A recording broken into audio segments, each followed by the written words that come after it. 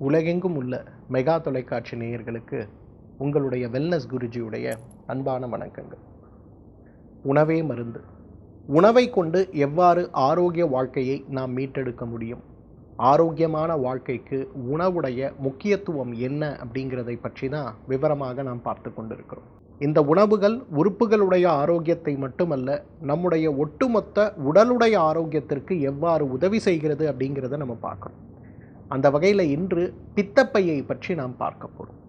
பித்தப்பை பற்றி மட்டுமல்ல, பித்தப்பையை பலப்படுத்தக்கூடிய உணவு முறைகளை பற்றி நாம் பார்க்க போகிறோம். பித்தப்பை அப்படிங்கிறது என்னன்னா, ஈரல் ஒரு நாளைக்கு குறைந்தது 3-4 லிட்டர் அளவுக்கு அமிலங்களை சுரந்து கொண்டே இருக்கிறது. இந்த அமிலங்கள் நேராக ஈரலிலிருந்து உடலில் சேராமல் பித்தப்பைக்கு வந்து பித்தப்பை மூலமாக வயிறு மற்றும் செரிமான மண்டலங்களோடு கலக்கப்பட்டு உடலுடைய ஆரோக்கியமும் செரிமானமும் உண்ணுகின்ற உணவில் இருக்கக்கூடிய சத்துகளும் முழுமையாக சேர்க்கப்படுவதை நாம் பார்க்கிறோம். அந்த வகையில் பித்தப்பையுடைய வேலை பித்த நீரை வைத்து கொண்டிருப்பது மட்டும் கிடையாது. பித்த நீரில் இருக்கக்கூடிய தேவையற்ற நீர்த்தன்மையை குறைத்து ஒரு கான்சன்ட்ரேஷன் இல்லாமல் வரக்கூடிய அந்த அமிலங்களை கான்சன்ட்ரேஷன் இருக்கக்கூடிய அமிலங்களாக மாற்றி உடலுக்குள் சேர்த்து உடலை ஆரோக்கியமாக வைப்பது தான் பித்தப்பையுடைய செயல்பாடு.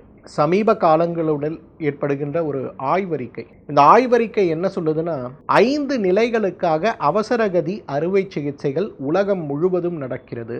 இதயம் சார்ந்த, மூளையில் ஏற்படுகின்ற இரத்த கசிவுகள் சார்ந்த, பிரசவம் சார்ந்த, விபத்துகள் சார்ந்த, கடைசியாக சிறுநீரக கற்களுக்காகவும் பித்தப்பை கற்களுக்காகவும் தான் இன்றைக்கு அவசரகதி சிகிச்சைக்கும் அறுவை சிகிச்சைக்கும் நாம் ஓட வேண்டி இருக்கிறது அப்படிங்கிறது இன்றைக்கு ஆய்வறிக்கைகள்.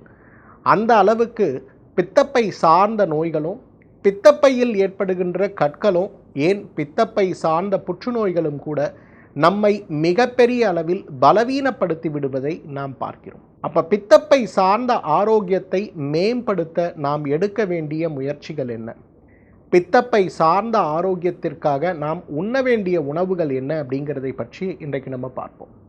முதல்ல பித்தப்பை அப்படின்னாலே ஆப்பிள் அதற்கு மிகச்சிறந்த ஒரு உணவுன்னு சொல்லலாம். இந்த ஆப்பிள் நாம் சாப்பிடும்போது ஆப்பிளில் இருக்கக்கூடிய பெக்டின்னு சொல்லக்கூடிய ஒரு மூலக்கூறு மிகப்பெரிய அளவில் உடலை பலப்படுத்தி பித்தப்பை சுரக்கக்கூடிய அமிலச் சுரப்பை சீராக்கி பித்தப்பையில் ஏற்படுகின்ற அந்த தேவையற்ற சகதி, சேறு போல இருக்கக்கூடிய கழிவுகளை வெளியேற்றி, மிக முக்கியமாக சொல்லணுன்னா பித்தப்பை கற்கள் நமக்கு ஏற்படாமல் இருக்க வேண்டுமானால் ஆப்பிள் மிகச்சிறந்த ஒரு உணவுன்னு சொல்லலாம்.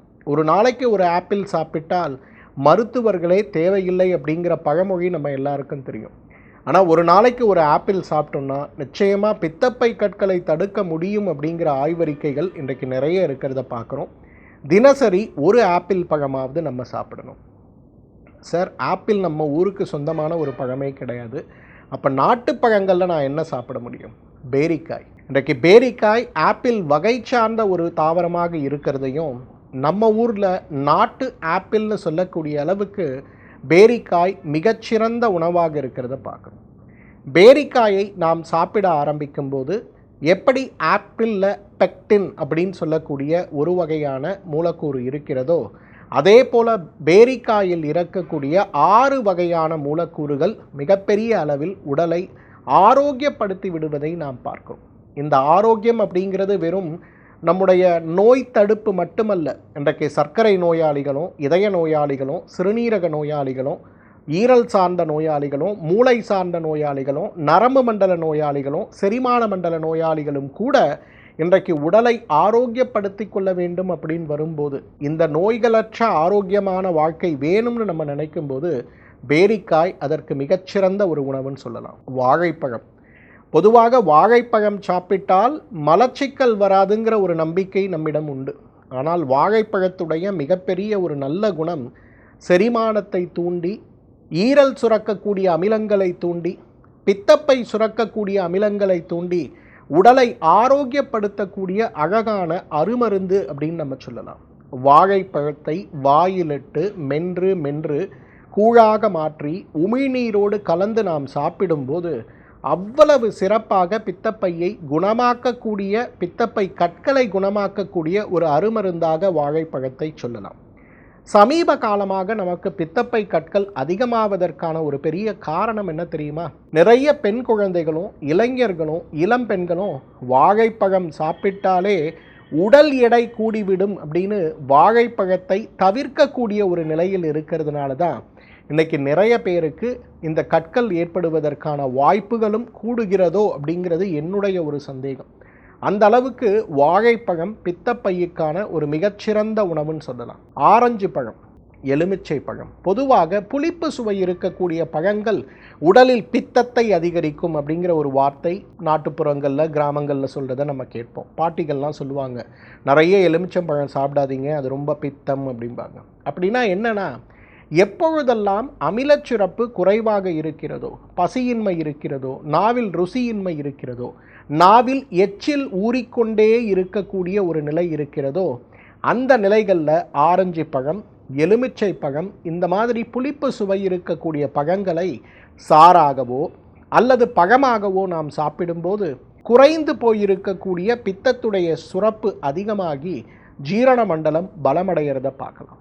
எல்லா நேரங்கள்லையும் பித்தப்பை கற்கள் மட்டும் பித்தப்பையில் ஏற்படுகின்ற நோய் கிடையாது. பசியின்மையோ, ஜீரணமின்மையோ, வயிறு உப்புசமோ, நெஞ்சு எரிச்சலோ, வயிறு எரிச்சலோ, காலை உண்ட உணவு மாலை வரை செரிக்காமல் இருக்கக்கூடிய சிரமங்களும் கூட பித்தப்பையில் இருக்கக்கூடிய நோய் தானே. அந்த நோய்களை நீக்குவதற்கு ஆரஞ்சு பழமோ எலுமிச்சை பழமோ மிகப்பெரிய சுவை இருக்கக்கூடிய ஒரு பழங்களாக இருந்தாலும் பித்தப்பை ஆரோக்கியத்திற்கு மிக மிக தேவையானது அப்படிங்கிறத நம்ம புரிஞ்சுக்கணும். திராட்சை, இன்றைக்கு திராட்சையுடைய புளிப்பு சுவை அப்படிங்கிறது நம்ம யாரும் மறக்க முடியாது. குறிப்பாக கருப்பு திராட்சை, நாட்டு திராட்சை, விதை இருக்கக்கூடிய திராட்சைகள் அனைத்துமே இயற்கையும் இறைவனும் நமக்கு கொடுத்திருக்கக்கூடிய கொடைன்னு சொல்லலாம். ஏன் அப்படி சொல்கிறேன்னு தெரியுமா? இன்றைக்கு திராட்சை சாறு தினசரி 50 மில்லி சாப்பிடுபவர்களுக்கு ஈரல் நோயோ பித்தப்பை நோயோ ஏற்படாது அப்படிங்கிறது நிரூபிக்கப்பட்ட ஒரு உண்மை. இன்னும் நிறைய நாடுகளில் இயற்கை சிகிச்சைகளில் திராட்சை சாறிலிருந்து தயாரிக்கக்கூடிய மருந்துகளையே பித்தப்பை கற்களுக்கு மருந்தாக கொடுக்கப்படுவதை பார்க்கிறோம். செரிமான நோய்க்கும் டிஸ்பெப்சியான்னு சொல்லக்கூடிய அமிலத்தில் இருக்கக்கூடிய வீரியத்தன்மை குறைந்து போய் ஆனால் அமிலம் அதிகமாக சுரக்கக்கூடிய நோய்களுக்கும் மிகப்பெரிய தீர்வாக திராட்சை சாறு கொடுக்கப்படுவதை நம்ம பார்க்கிறோம். அப்போ திராட்சை சாறை நம்ம எடுத்துக்கொள்ளும் போது உடல் ஆரோக்கியம் மேம்படுவது மட்டுமல்ல, செரிமான மண்டல ஆரோக்கியம் மேம்படுவது மட்டுமல்ல, பித்தப்பையும் நன்கு பலமாவதை நாம் பார்க்க முடியும். குழந்தைகள் நிறைய பேருக்கு பசி இல்லை, ருசி இல்லை, கடை உணவுகளை விரும்பி சாப்பிட்றாங்க, பாக்கெட்டுகளில் அடைத்து வைக்கக்கூடிய உணவுகளை நிறைய சாப்பிட்றாங்க, ஆனால் வீட்டு சாப்பாடை சாப்பிடவே மாட்டேங்கிறாங்க அப்படின்ற கவலை நமக்கு நிறைய இருக்கு இல்லையா? நல்ல திராட்சையை வாங்கி வெந்நீரில் போட்டு சுத்தமாக அதை கழுவி அந்த திராட்சையை குழந்தைகளுக்கு தினசரி ஒரு 50 கிராம் பழச்சாறாகவோ பழமாகவோ நாம் கொடுக்க ஆரம்பிக்கும்போது அவர்களுடைய சுவை, செரிமானம், ஈரல் சார்ந்த, பித்தப்பை சார்ந்த, கணையம் சார்ந்த உறுப்புகளுடைய செயல்பாடுகள், மலச்சிக்கலற்ற ஒரு ஆரோக்கியமான வாழ்க்கை கிடைக்கிறத பார்க்கலாம். திராட்சை, குறிப்பாக கருப்பு திராட்சை, விதை இருக்கக்கூடிய திராட்சை ஒரு மிகச்சிறந்த அருமருந்துன்னு சொல்லலாம். பப்பாளி பழம் மற்றும் அன்னாசி பழம், இன்றைக்கு பப்பாளி பழமும் அன்னாசி பழமும் நித்தியமாக நாம் அனைவருமே உண்ணக்கூடிய உணவுகளில் ஒன்று. வாய் முதல் ஆசன வாய் வரை ஏற்படுகின்ற பெரும்பாலான நோய்களுக்கு மிகச்சிறந்த தீர்வு எதுன்னு பார்த்தீங்கன்னா பப்பாளி பழமும் அன்னாசி பழமும் தான். இந்த பழங்களை நாம் பொதுவாக எடுத்துக்கொள்ளும் போது உடலில் ஏற்படுகின்ற பெரும்பாலான நோய்களை குணப்படுத்தி விடவும் முடியறதை நம்ம பார்க்க முடியும். மலச்சிக்கலால் அவதிப்படுபவர்களிலிருந்து பசியின்மை மற்றும் ஜீரணமின்மையால் அவதிப்படுபவர்கள் வரை இந்த பப்பாளி பழத்தையும் அன்னாசி பழத்தையும் தொடர்ந்து சாப்பிட்டாலே போதும். உடல் ஆரோக்கியம் மேம்படுவது மட்டுமல்ல, ஜீரண மண்டல நோய்களற்ற ஆரோக்கியமான வாழ்க்கையும் நமக்கு கிடைத்து விடுவதை பார்க்க முடியும். இந்த பழங்கள் அனைத்துமே சுலபமாக நமக்கு கிடைக்கக்கூடியது தான். பப்பாளி பழம், அன்னாசி பழம், ஆரஞ்சு பழம், எலுமிச்சை பழம், வாழைப்பழம், பேரிக்காய், ஆப்பிள், இந்த மாதிரி பழங்களை நாம் உண்ணுவது வெறும் சுவைக்காக மட்டுமல்ல. பித்தப்பை கற்கள் ஏற்பட்டு குணமடைந்தவர்கள் மீண்டும் இந்த கற்கள் ஏற்படாமல் தவிர்க்க விரும்புபவர்கள் நாம் யாராக இருந்தாலும் இந்த பழங்களில் ஏதேனும் ஒன்றை தினசரி நம்முடைய உணவில் சேர்க்கக்கூடிய ஒரு சிறு மாற்றத்தை மட்டும் செய்தால் போதும். பித்தப்பை சார்ந்த கற்கள், பித்தப்பை சார்ந்த நோய்கள், செரிமான மண்டலம் சார்ந்த நோய்கள் மட்டுமல்ல, ஆரோக்கியமான ஒரு வாழ்க்கையை ஆயுள் முழுவதும் நம்மால் வாழ முடியும். மீண்டும் மற்றுமொரு ஆரோக்கிய குறிப்போடு உங்களை சந்திக்கிறேன். அதுவரை உங்களிடமிருந்து விடைபெறுவது உங்களுடைய வெல்னஸ் குருஜி. நன்றி, வணக்கம்.